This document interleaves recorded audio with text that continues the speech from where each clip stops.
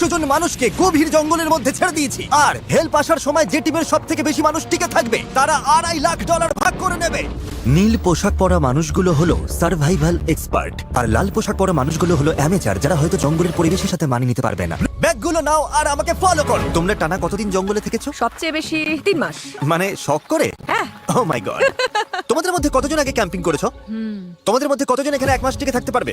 ও মাই god, ওদের অবস্থা এখনই খারাপ। আমি জানতাম যে ব্লু টিম সুবিধা পাবে, তাই খেলা শুরুর আগে আমি রেড টিমকে চ্যালেঞ্জের কথা জানাই, এমনকি তাদের দোকানেও নিয়ে যাই যাতে টিকে থাকার জন্য সব দরকারি জিনিস কিনতে পারে। ঠিক আছে, দেখাও তো কি কি নিয়েছো তোমরা। আমার কাছে দড়ি আছে, আর এই যে ফ্লোরে একটা টার্প ও আছে। তুমি কি একেবারে 24টা জলের বোতলের প্যাকেট কিনে এনেছো? তো সোজাসুজি গিয়ে লাইটার নিয়ে নিয়েছি। স্মার্ট, ঠিক আছে। কিন্তু ব্লু টিমকে শুধু এটুকুই বলা হয়েছিল যে তারা মিস্টার বিস্টের একটা ভিডিওতে অংশ নিচ্ছে। আমি জানতাম না কি প্যাক করতে হবে, তাই যা পেরেছি প্যাক আমি করেছি। ভেবেছিলাম তোমরা আমাদের আলাস্কায় নিয়ে যাও। আশ্রয়ের জন্য আমরা জঞ্জাল দিয়ে সাধারণ ডেরা বানাবো। আমাদের শুধু ইনসিলিউশনের জন্য ভালো লেয়ার তৈরি করতে হবে। প্রায় 1 দশক ধরে আমি এসব শিখছি।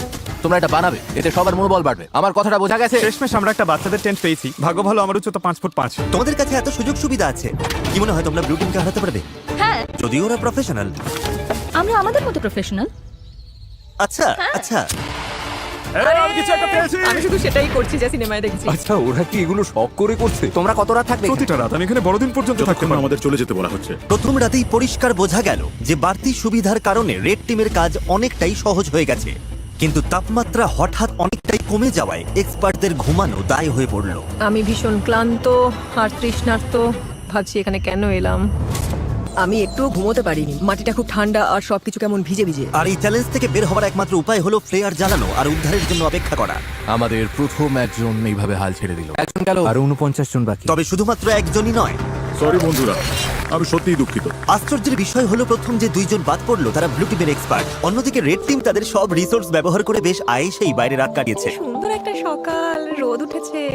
এখানে আসতে পেরে নিজেকে ভাগ্যবান মনে হচ্ছে। দুনিয়ার সব ব্যস্ততা থেকে মাঝে মাঝে এমন বিরতি নেওয়া ভালো। এই ডেরাগুলো মানে শুধু এক গাদা কাঠি নয়, প্রায় 1 ফুট পুরু করে পাতার স্তর দিতে হবে। আর এতে আমার মনে হয় সবারই একটু বেশি পরিশ্রম অবশ্যই হবে। যখন বৃষ্টি শুরু হবে এই পাতাগুলোই আমাদের বাঁচাবে। ও তোমরা 3 জনই ওখানে ঘুমাও?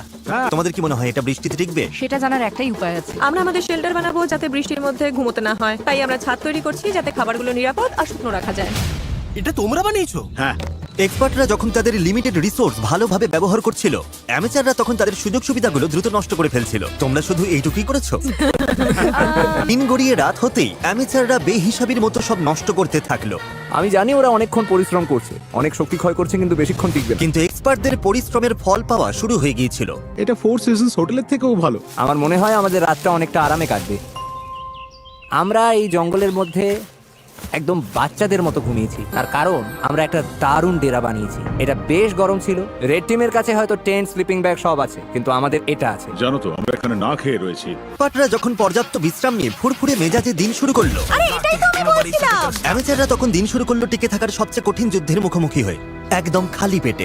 রেড টিম তাদের প্রথম 2 দিনেই সমস্ত খাবার শেষ করে ফেলেছে, আর এখন আমাদের সবার খুব খিদে পেয়েছে। আজ খিদেটা বেশ ভালোই টের পাওয়া যাচ্ছে। আমরা খাবার আর জলের সন্ধানে বের হচ্ছি।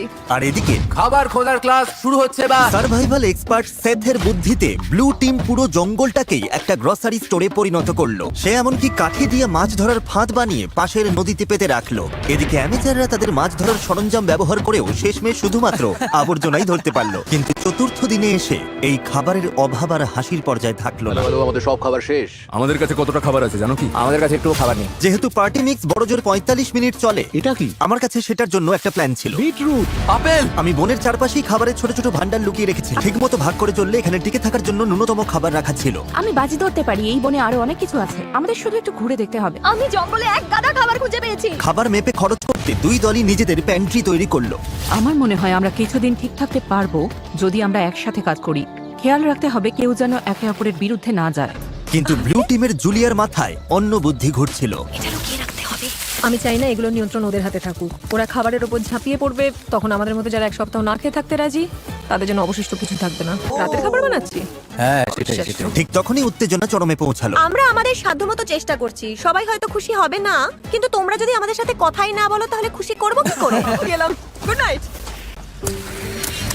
চেলসি, ওদের ছাউনিটা কোথায়? র্যান্ডির সন্দেহের ফলে এই চ্যালেঞ্জে এক নতুন বাধা সামনে এলো। সিরিয়াসলি? আলু? আর তা হলো ওদেরই টিমমেট। এই দেখো, ওরা চলে যাবার পর ওদের ছাউনিতে এই খাবারের স্তূপ পাওয়া গেছে। ওরা দলের জন্য কিছু কন্ট্রিবিউট করেনি, তাই সত্যি বলতে আমি বেশ খুশি হয়েছি ওরা চলে গেছে। জেতার জন্য আমাদের লোকেদের ধরে রাখা দরকার। র্যান্ডি ঠিকই বলেছে, এই খেলার শেষে যে দলে সবচেয়ে বেশি সদস্য থাকবে তারাই জিতবে এবং $2.5 লাখ তারাই ভাগ করে নেবে। আমরা 5 জন লোক হারিয়েছি, তাই শোনো, আগামীকাল আমাদের কেউ যেন বাদ না পড়ে, ঠিক আছে? কিন্তু র্যান্ডির উৎসাহ দেওয়া সত্ত্বেও এমন কোনো গেমে কখনো থাকিনি যেখানে নিজেদের টিমমেটদেরই বিশ্বাস করা যায় না। এটা করো না। একের পর এক পার্টিসিপেন্ট নিজেরাই বাদ পড়তে থাকলো। সেই সাথে চলতে থাকলো ঝগড়া। অন্যরা কি খাবে সেটা তুমি ঠিক করে দিতে পারো না? এখানে 11 জনের প্রত্যেকের একটা করে আপেল পাওয়াই উচিত। এখানে 50 জন সার্ভাইভালিস্ট বা স্বঘোষিত নেতা আছে যারা সবাই নেতৃত্ব দিতে চায়। আমার পক্ষে এটা সম্ভব নয়, আমি চলে যাচ্ছি। মাত্র পঞ্চম দিনেই এক্সপার্টরা 9 জন সঙ্গী হারিয়েছে। তাদের এই গেমে টিকে থাকতে হলে এখন মিলেমিশে থাকা শিখতে হবে। এসে খেয়ে নাও, জানি তুমি এখনো আপেল পাওনি। রেড টিমের একজোট হয়ে খাবার ভাগ করে খাওয়ার পরিকল্পনা তাদের টিকে থাকতে সাহায্য করছিল। আমরা ভাগ করে খাচ্ছি, এখানে এভাবেই চলে। আমি সাধারণত 6টা ডিম খাই সকালে, কিন্তু এখানে একটা আপেল খেয়ে আছি শুধু টাকার জন্য। কিন্তু সবাই দিনে মাত্র একটা আপেল খেয়ে থাকতে রাজি ছিল না। শরীর আর চলছে না। একদমই লো লাগছে। আজ আমার শরীরটা ভালো লাগছে না, খুব মাথা ব্যথা করছে। আমার একটা ওয়াফল হাউসের বুফে খেতে ইচ্ছা করছে। ভাই, তুমি এসব কথা কেন তুললে? বন্ধু, এখনো আমি ওটাই ভাবছি। আর এই খিদের জ্বালায় রেড টিম তাদের প্রথম 6 জন সঙ্গীকে হারালো। তোমাদের কাছে সবচেয়ে কঠিন বিষয় কোনটা? আচ্ছা, খাবার। আর এই কড়া রোদ আর পোকামাকড়। মানে এক কথায় সবকিছুই। আচ্ছা, এখানে কি বানানো হচ্ছে? একটা ম্যানশন বানিয়েছি, আমরা 4 জন এখানে থাকি। ঘুম কেমন হচ্ছে? দিন দিন আমাদের ঘুমটা ভালো হচ্ছে, তবে মনে হয় আমাদের প্রত্যাশা কমেছে। তোমাদের কি চিন্তা হয় না যে বৃষ্টি হলে নিচু জায়গা হওয়ার কারণে জল ঢুকে পড়ে সবকিছু? আমার মনে হয় আমি আকাশ কুসুম পজিটিভ চিন্তা করছি। ওদের জন্য ভিডিওটা খুব সহজ হবে। সেটার ব্যাপারে আমি ঠিক নিশ্চিত নই। জিমি, তোমাদের অভিজ্ঞতাকে কিভাবে দেখছো প্রফেশনালদের তুলনায়? আমার মনে হয় ওদের বেশিরভাগই বাড়ি চলে গেছে, কারণ সবার কাছে নিজের আইডিয়া সেটা। তার ধারণা খুব একটা ভুল ছিল না। আমাদের আজ খাওয়া উচিত নয়। এই খাবার 50 জন মানুষের মধ্যে বেশি দিন টিকবে না। এটা কিন্তু সবার সিদ্ধান্ত। আমরা যদি শেষ পর্যন্ত টিকে থাকতে চাই, তবে আমাদের আরো কঠোর নিয়ম মানতে হবে। এটা টিকে থাকার লড়াই। আর 2 দল থেকেই এলিমিনেট হবার ঘটনা চলতেই থাকলো। আমি তোমাদের সবার ভাগের খাবার খেয়ে নেব। তাই এলিমিনেশন আটকাতে পরের দিন সকালে রেড টিমের শেফ ব্রিটনি ব্রেকফাস্ট বানাতে চেষ্টা করলো। ও না, ধুর, সরি গাইস। আর সেই খাবারের রিভিউ ছিল মানে জঘন্য। ভালো নয়। এখন আমার পেট খারাপ হচ্ছে, আমি আর কিছুই খেতে পারছি না। আমি বাড়ি যেতে চাই। ঠিক বলেছো বন্ধু। হেল্প।